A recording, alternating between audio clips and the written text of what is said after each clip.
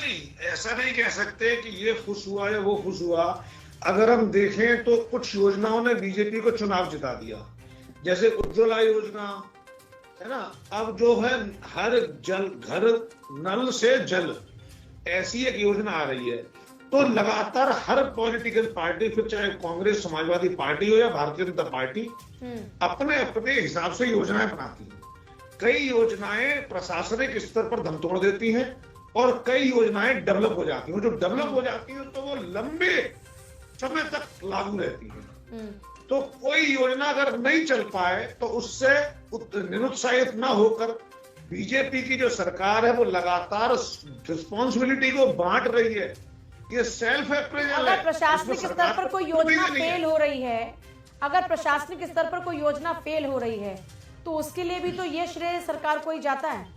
भाई प्रशासनिक स्तर पर अगर प्रशासनिक चीजों को आप ठीक तरीके से कंट्रोल नहीं कर पा रहे हैं तो ये सरकार के लिए तो बड़ा चैलेंज होता है ना, जहां पर वो इनका फेलियर रहा। यही होती है ना बात मनीष जी। उधर आप बिल्कुल ठीक कह रही हैं, लेकिन आप समझिए कि महाभारत के युद्ध में जब अर्जुन पांडवों की मेहनत से युद्ध जीते तो अर्जुन ने जितने भी तीर चलाए सारे सटीक बैठे हुए, ऐसा थोड़ी हुआ। कुछ तीर वेस्ट हुए, कुछ तीरों से युद्ध घायल हुए, कुछ तीरों से वीर मरे। और लेकिन अल्टीमेटली रिजल्ट क्या था? सत्य के राह पे चल के युद्ध जीता गया। तो वैसे ही मुझे लगता है भारतीय जनता पार्टी प्रयास कर रही है। ये वाली स्कीम वाली नहीं चली, दूसरी डाली, अमेंडमेंट किया कि पहले बार ठीक से नहीं फेंकी, इस बार ये योजना चला के मतलब अभी चुनाव के दौरान में पांडव बन गए थे शिवपाल यादव, लेकिन अभी पांडव बीजेपी है, उस वाली फॉर्म में बीजेपी है। महाभारत में पांडवों की तरह सत्य की राह पर चलकर लोगों को बचाने के लिए बीजेपी एक बेहतर काम कर रही है। मतलब आपका अपना आकलन ये है कि सरकार का ये जो प्रयास है ये बहुत अच्छा प्रयास है। बिल्कुल, मैं इसको और ये कहूंगा कि इसको महाभारत से इसलिए जोड़ा है। हाँ। इसको महाभारत से इसलिए जोड़ा है कि मैं देख रहा हूं जो महाभारत में जीतता वो पांडव है। तो भाजपा पांडव है इसलिए युद्ध जीती, ऐसा नहीं है। भाजपा चुनावों में जीती है इसलिए पांडव है। इसको रिवर्स एंगल सोचे और अगर वो परफॉर्म करेंगे तो फिर जीतेंगे, नहीं तो अगली बार ये कौरव होगा, कोई दूसरा पांडव। अच्छा, इसका मकसद वाकई आपको क्या लगता है? ये सिर्फ जनता के हितों का ही वाली बात है यहाँ पर मकसद, या फिर इसका मकसद कुछ और भी है? सामने 2024 का इलेक्शन है और 2024 के इलेक्शन के लिहाज से यूपी बहुत इंपॉर्टेंट है और अब ऐसे में इमेज को और ज्यादा मजबूत करना है।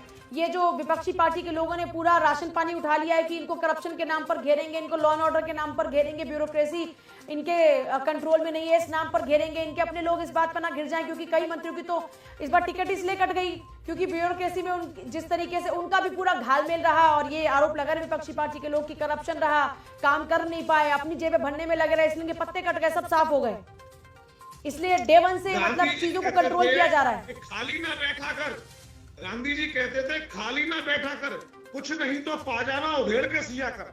तो विपक्ष के पास इस समय काम तो कोई है नहीं भाई। गांधी जी ने कहा पाजामा उधेड़ लो, सीओ बिजी रहोगे, काम करते रहोगे तो सरकार में अगली बार आने की हिम्मत तो बनी रहेगी।